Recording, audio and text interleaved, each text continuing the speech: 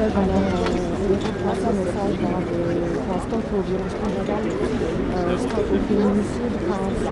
C'était une copine, on rigolait, on se couchait ensemble, normal quoi, une amie. Et c'était alors décrivez-moi un petit peu, elle était comment? Elle était pleine de vie. C'était une fille, elle avait toujours le sourire, elle rigolait, elle pétait le feu quoi. Comme une jeune de 22 ans qui mène sa vie de jeune femme, à rire, à jamais montrer qu'elle avait de soucis, elle avait toujours le sourire, toujours dans des bons délires. Elle était rigolote quoi, c'était la vie. Et justement lui, vous le connaissez? Je l'ai croisé 2 fois moi. Je l'ai croisé 2 fois, généralement on se voyait quand il n'était pas là. Donc du coup non, je le connais pas personnellement, cette personne-là je la connais pas.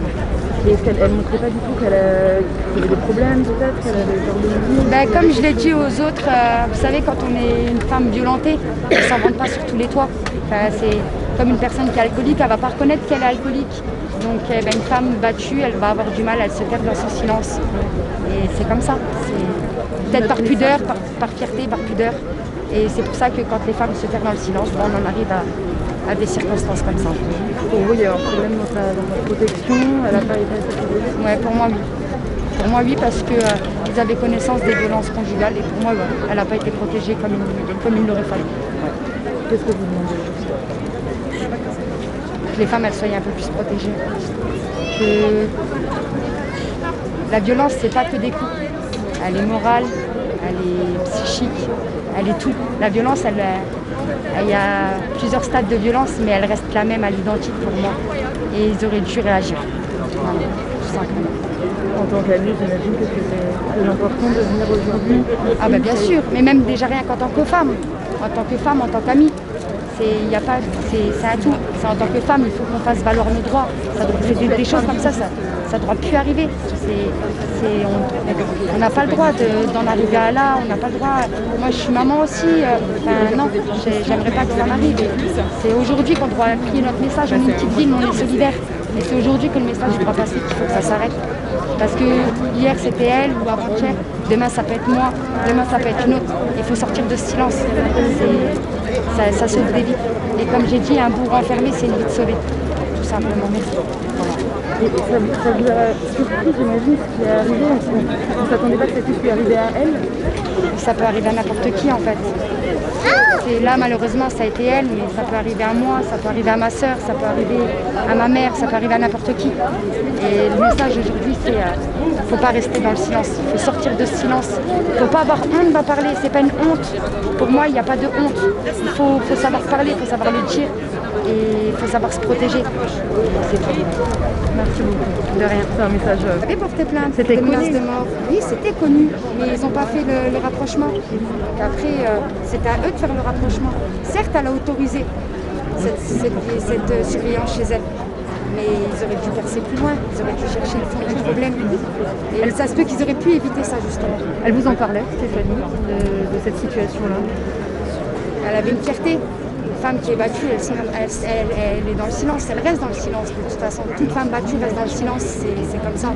Et en parler, non, on en avait connaissance, oui, parce qu'entre copines, on se parlait quand il y avait des altercations dans leur couple, ou des fois ça allait jusqu'à dans la rue, qu'il y avait des déplacements de la police, oui, on en parlait entre copines. Mais après, elle-même, par sa fierté, je pense qu'elle n'en parlait pas non plus. Et puis de toute façon, tu vois le texte que David a envoyé de mon frère.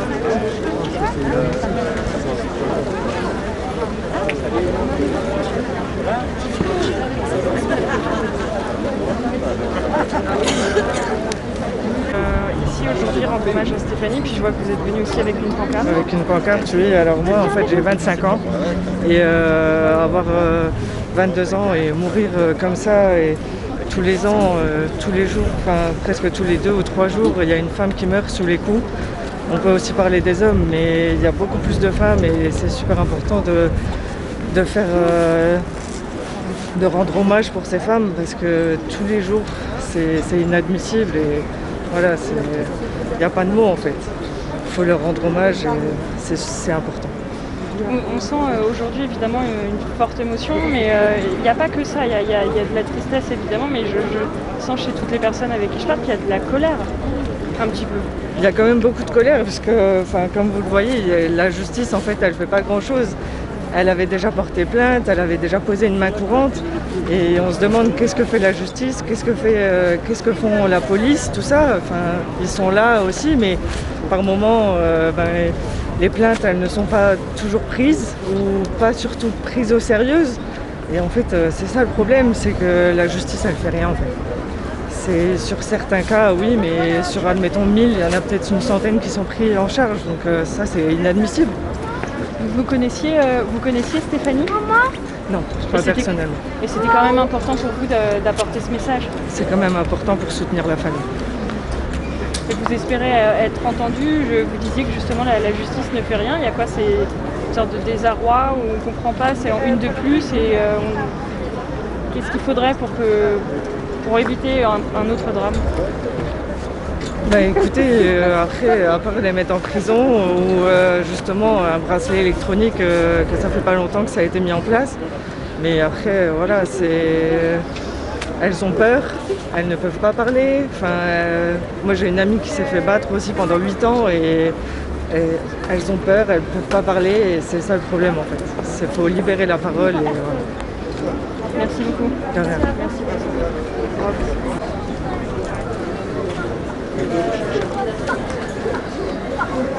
Stéphanie avait 22 ans. Elle était une maman aimante. Elle aimait la vie et la partager avec autrui. À 22 ans, elle appréciait sortir et faire la fête, comme tous les jeunes de son âge. Elle croquait la vie à pleines dents. Devoir nous quitter si tôt est une terrible injustice, alors que ce drame était, bien, évitable. Je tiens à adresser, en votre nom et en mon nom, nos plus sincères condoléances à la famille et aux amis de Stéphanie à mes côtés. Je vous remercie toutes et tous d'avoir répondu présent. Votre présence témoigne de notre capacité à nous unir pour rendre hommage à Stéphanie et pour dénoncer l'inaction qui aurait pu éviter un drame. Tous, nous sommes aux côtés des proches et de la famille de Stéphanie.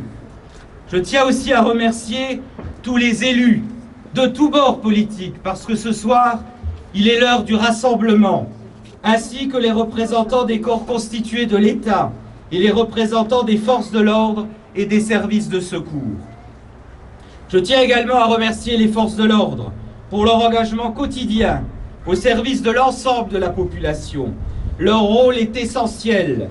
Nous devons les en remercier et reconnaître leur engagement, leur courage sans faille. Je tiens également à remercier les pompiers et le SAMU présents sur place peu après les faits. Ils ont tout fait pour sauver la vie de Stéphanie, malgré l'acharnement de son agresseur. Chaque jour, ils interviennent dans des milieux et des contextes parfois difficiles, uniquement mus par leur abnégation et leur objectif ultime, porter secours à autrui. Je souhaite également remercier les riverains, les habitants, qui ont permis par leur témoignage d'arrêter le suspect quelques heures après les faits.